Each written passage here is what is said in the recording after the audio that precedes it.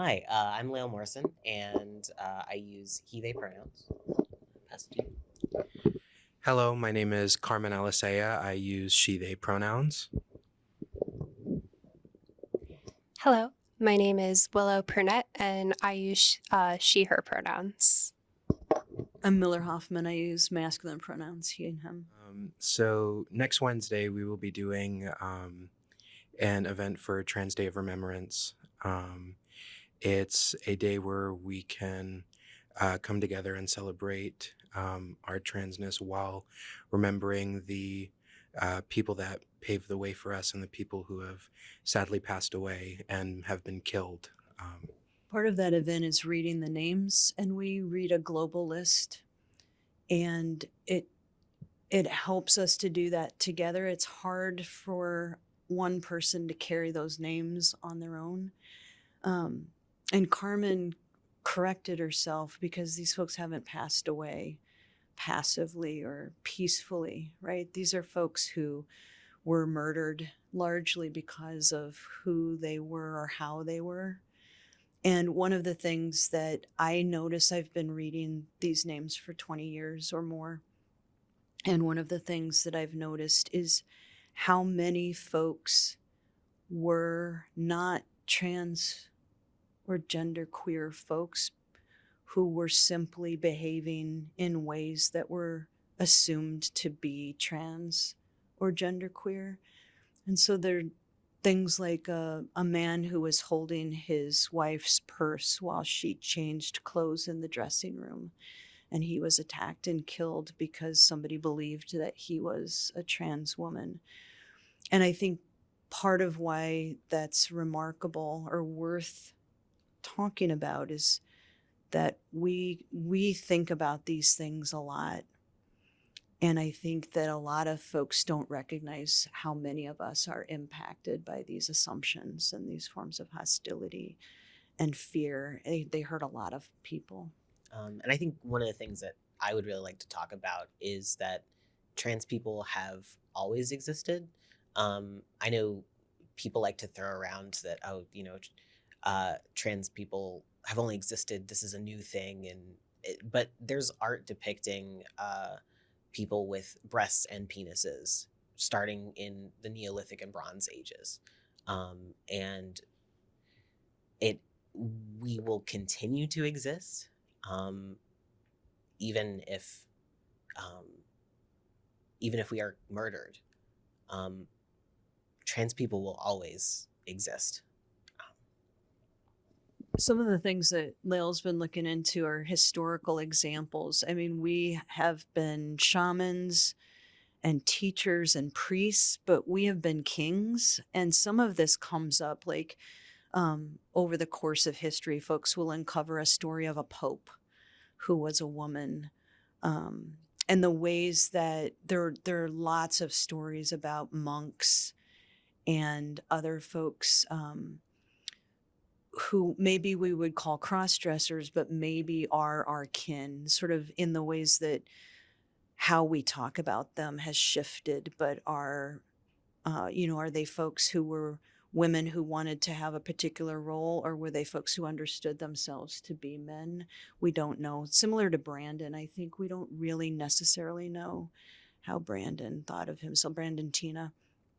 But it's interesting that Lael's been sort of coming up with some of the ways that we are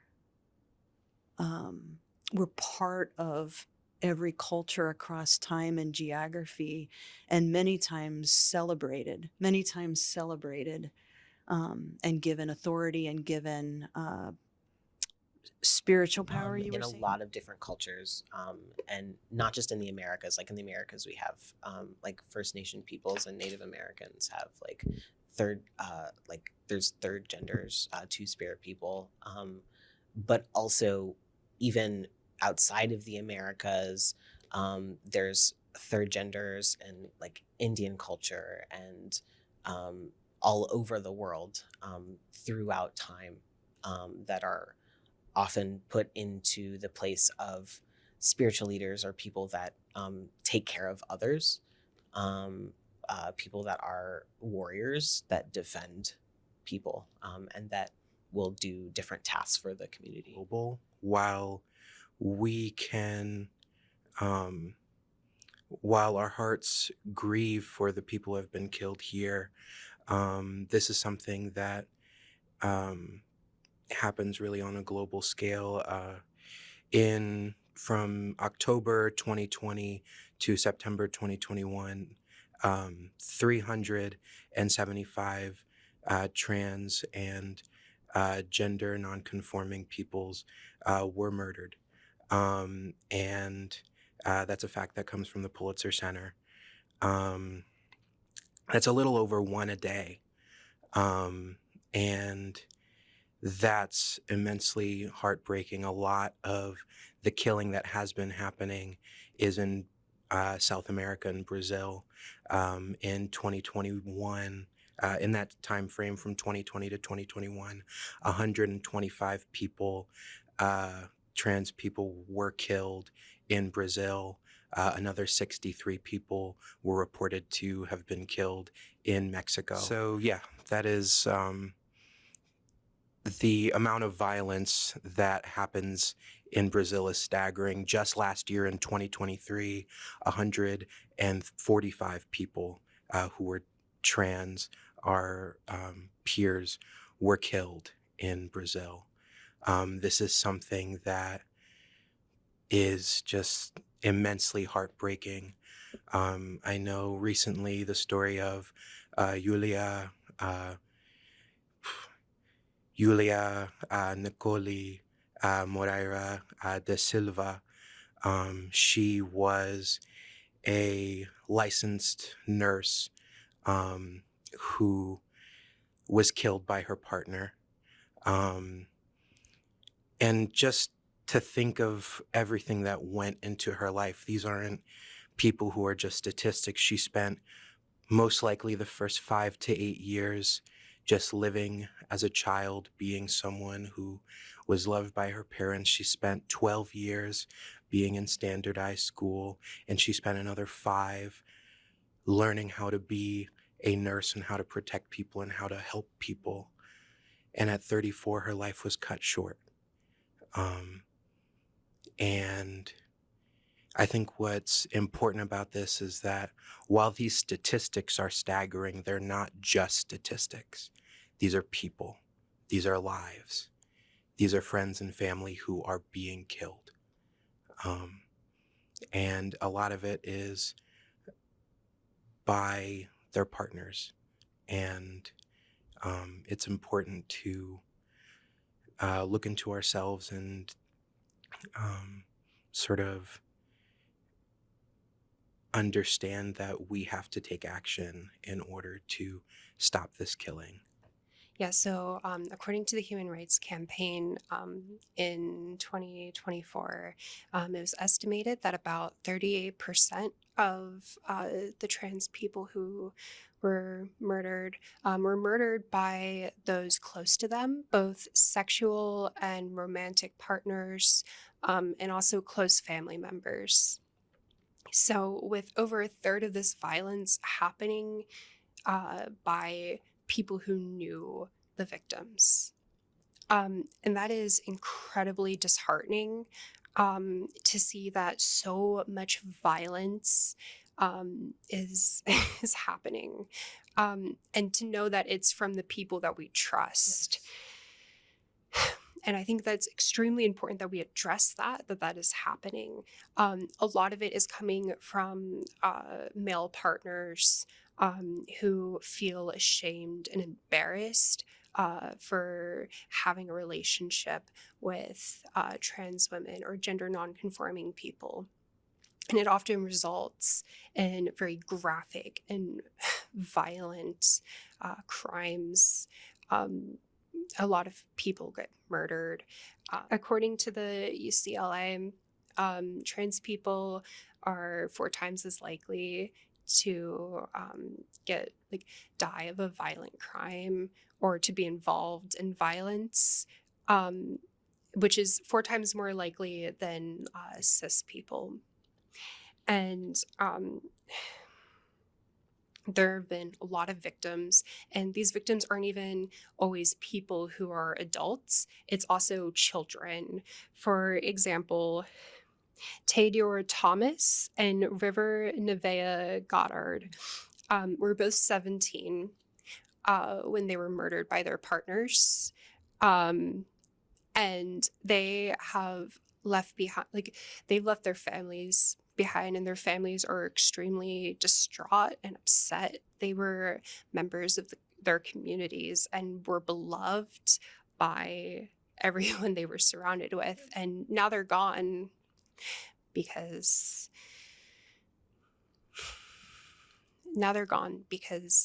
their partners couldn't handle the fact that they were with a trans person. And one of the ways to think about that is that their partners were with a trans person, and they knew that their Yeah. lover was trans, and that they loved their lover who was Absolutely. trans. And so part of when you ask this question, like what needs to be done, I think about these folks who were with trans women and loved them Yeah. and were vulnerable with them and were tender with them in private. But it was on the street when their lover walked by and said, "Hey, babe," being sweet and playful. "Hey, Yeah. babe." And now others knew. His friends saw that happen and knew. And then there's this fear that now I'm not good enough, right? Because my girlfriend is a trans woman, and I have to be afraid now for myself. And so I feel like if the world was a safer place for all of us, the world would be a safer place for us. Like, so this question of what can we do, I think, is a question of what can we do that's big enough for all of us, because gender affects so many people. We're talking about my guess is that most people have a story of something they were told they couldn't be or they couldn't do Absolutely. because of their gender. Most people probably have a story like this, right? And so this is, I think, a conversation for a lot of us. So we're talking, and we probably seem like one person to a lot of people, but we're four really different versions of genderqueer, right? And we're not going to tell you all of the details about how we're different, but we're really incredibly different. And I feel like if folks were aware of the differences between us, we could start to talk about the differences between a lot of us who are experiencing some of these obstacles, some of these walls that are put up, some of these harms that are tied to not being the right kind of a woman or the right kind of a man. I'm putting right in quotation marks, right? So what I think it would be a great question to take a crack at, a few of us, like what could happen that would help us to be safer in a way that would help a lot of people who want to be with us, who then don't feel safe, to feel safer. I think at the end of the day, it starts with just support and love. And there are a lot of people that don't quite know what that means, right? Yeah. Like there's a lot of people that say, "Oh, well, I love you and I support you," but then there's little things that are like, it's like chipping away at the psyche of trans people, and that can be just like basic respect, like getting someone's name right, getting their pronouns right. And I get that people aren't perfect, right? Like people mess up and we mess up. Like we're not perfect. No one's perfect, right? And I think it just starts with supporting each other, however that looks like for each individual person. Like, hey, how are you? Are you doing okay? And asking, I think the responsibility goes to people that aren't trans to say, hey, are you okay? What can I do for you? Especially now of all Especially now. times. Yeah. Yeah. When like I know I had a lot of people that are very aware of who I am, who ask me like, hey, are you okay right now? And I think if we do more of that for each other, that's a start. Not to mention affirming each other to say, hey, this person got this wrong, this person got your name wrong or your pronouns wrong. I'm now going to make sure that I do what I can to affirm who you are. Another thing that I think we can do to all really help support trans people is get involved. You know, like for me, working at the Page Center and stuff, I got to hear stories from so many people. I got to really invest in myself, and invest in the people around me. Um, and we're at a point where getting involved with like your local organizations, your local support groups, and everything is something that is so valuable. Get involved in social services. Something else that I didn't mention during my segment is a lot of the women who were killed were sex workers. And so getting involved in that social service and making space for sex work, for work in general, because sex work is a type of work, um, is something else that's so valuable to the trans community, I feel. So getting involved in local government, getting involved in your local organizations, getting involved with the people around you is going to be just another way that you can help support, I feel. I was thinking about adding to this, and I want to say this sort of carefully because I feel like we are experiencing this really directly. And there's a way that I like to talk about it and not say to folks who aren't trans, check your privilege. It's that's a reality, right? If we don't experience things directly, we often aren't thinking about those things. We often have to do some extra work in order to become aware of things that aren't coming to our doorstep. And I feel like there's a way if I say, I think this hurts you too, and I care. Like, I don't want to get hurt, but I also care about your experience of these harms. Like, is there a way that we can work together and understand each other better? And I feel like it gets tricky though, right? Because then it sounds like sort of accommodating to people in privilege and things like that. And I feel like there's some tension there, but it's something that I'm really interested in helping folks to understand how the hate for us impacts them as well. The hate for us is something that is less direct, but not completely indirect and unexperienced. I feel like opening those doors and trying to draw people in is something that can be really helpful.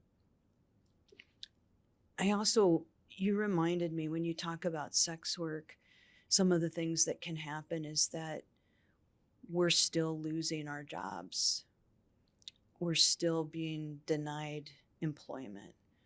We're still being denied front facing, higher paying positions in ways that create circumstances where we have to do survival work like sex work, right? So I feel like when Carmen is talking about folks who are doing survival work and sex work, there's this assumption that that's what we're drawn to for some reason. And I think I just wanted to make clear to folks that this is another harm in many cases. Some people choose that work, and I don't want to make that blanket assumption either. But a lot of times people are put into circumstances where it feels like our only option. Well, yeah, a lot of people can get forced out of their jobs or not have a lot of other opportunities to work. And that's why so many trans people end up in sex work, is because oftentimes it is the only form of work that is available to them. And it's really heartbreaking to see that happen. Sorry. Um, and to also piggyback off some things that you were talking about. There have been a lot of cases of people getting accused of being trans when they in fact were not, and they were treated in a lot of very unfair and dehumanizing ways that are not okay for trans people to be treated that way. But it's also not okay for people who are not trans to be treated that way. It is dehumanizing across the board. And I think that's a very important thing to make clear, is that transphobia and anti-trans legislation hurts all of us. We're talking about anti-trans legislation. It doesn't stop at trans people, right? When you start saying, well, this type of person can't work this job because they're around, like, I know there's a lot of them that are geared at, well, these people are around children and that shouldn't be allowed. I am art education, and so legislation like that would actively keep me from doing what I really want to do, and that's to teach kids that art is really wonderful and that they can express themselves in a way that we don't typically get to. Um, Art is a way to say things that can't be said with words. And we see that in queer movements all over, where we show rather than tell who we are, right? When we express ourselves, when we put it down on paper or whatever form that we express ourselves in. And when we start to exclude groups of people that we think are wrong for whatever reason, and what is wrong is really cultural to cultural, right? Different places decide different things are okay or not okay. And right now we're in a period of time where anything that is different is often seen as wrong because it's not what a very specific group of people have been taught that are in power. And if we just have tolerance for one another enough to say, I don't understand, but I am not going to harm you, right? And that's when it starts with trans people, it can go down the line. Like, who are we attacking next? Because that group of people might gain some power or influence, right? And people like to say, oh, well, that's not me though. It doesn't affect me. Well, maybe it will. Maybe you're the next group that people decide aren't okay for whatever reason that decides to be. Whatever lie is made up to dehumanize us and make us feel like we are somehow wrong or dangerous to people when we just want to exist and live our lives. So just to tie this back, I think, to Trans Day of Remembrance and the conversations that we're having, I think that gathering is an opportunity. A lot of us are coming already with this knowledge about who is being killed and by whom and why. But it's also an opportunity to talk about it with folks who don't necessarily know but care. And it's an opportunity to celebrate our lives and their lives, and to celebrate folks like Sarah McBride, who was elected to the House of Representatives, the first trans person to be elected to the House, and to celebrate our, resilience isn't everything, but, it's something to celebrate. It's something to support each other in. And we really welcome anybody who wants to do that with us. This is not something that's a closed event or a closed gathering. This is something that we would love to have folks join us and show care for us, and to show care for our communities, and to show care for sort of people across the board who are told that we can't be or do something because of our gender or because of the way that we express our gender. So it's going to be next Wednesday, November 20th, 6 to 8 in Stewart Hall. And everybody's welcome. Everyone is welcome. True. True. We'd love to have you.